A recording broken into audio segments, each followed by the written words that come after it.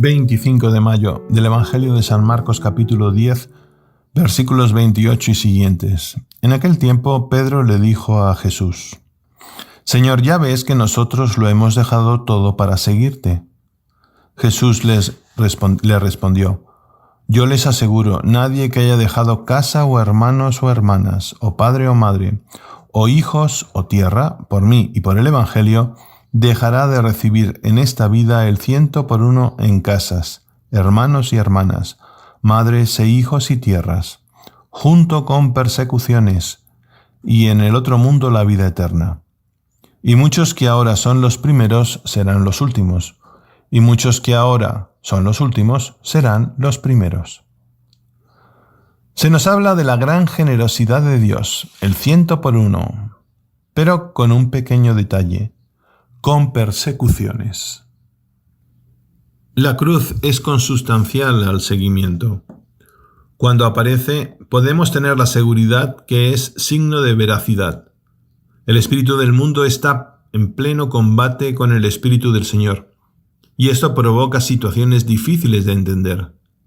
¿Cómo es posible que al bien se responda con el mal? Que se vea como debilidad el perdonar siempre, el no alimentar la espiral de violencia, sea verbal o física. Que se ponga por encima del ser humano intereses, da igual los que sean. Esto lleva a ir contracorriente, a que te coloquen en el punto de mira, a ser sospechoso, a que te desprestigien por no ser como los demás. Podríamos seguir enumerando, ya que ser seguidor del Señor, tomarte en serio su mensaje y buscar configurarte con él lleva en el programa «Dichosos cuando os persigan por mi causa». El discípulo no es más que el maestro, y como él dar la vida cuesta. Amar aunque no te amen, servir aunque ni lo deseen, no es nada fácil. ¿A qué me estás pidiendo renunciar por amor a ti, Jesucristo? Hoy me lleva tu Evangelio a contemplar seriamente cuál es la medida de mi egoísmo y a encontrar todos esos apegos que son un lastre que me impide caminar hacia la vida eterna, hacia tu recompensa. Comenzaba el pasaje con las excelencias de la generosidad de Dios, y tenemos experiencia, podemos decir como los discípulos, de lo que hemos visto y oído hablamos, que en generosidad nada ni nadie se asemeja a nuestro Dios. Crees que estás dando algo de ti y Él te colma, recibes muchísimo más de lo poco que has podido dar.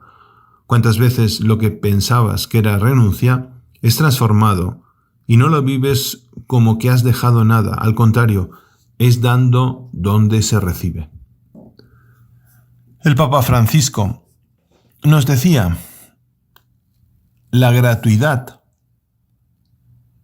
en seguir a Jesús es la respuesta a la gratuidad del amor y de la salvación que nos da Jesús.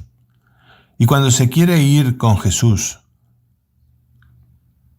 que con el mundo, sea con la pobreza que con la riqueza, esto es un cristianismo a mitad, que quiere una ganancia material.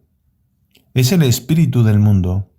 Esos cristianos hacen eco a las palabras del profeta Elías: cojean con las 2 piernas porque no saben lo que quieren.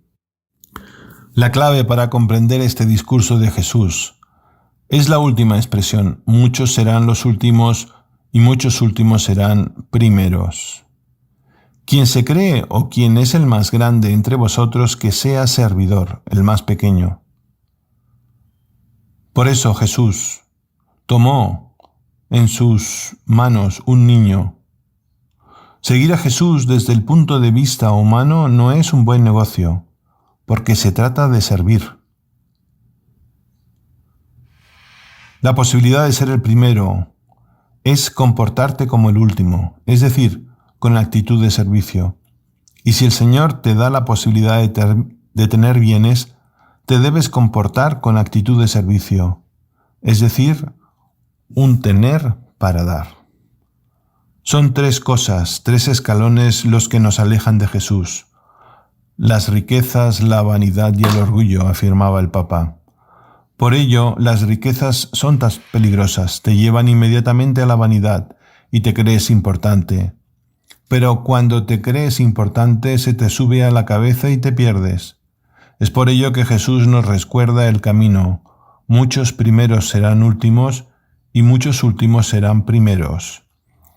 Y quien es el primero entre vosotros, que sea el servidor de todos. Y que la bendición de Dios Todopoderoso, Padre, Hijo y Espíritu Santo, descienda sobre ti y permanezca para siempre. Amén.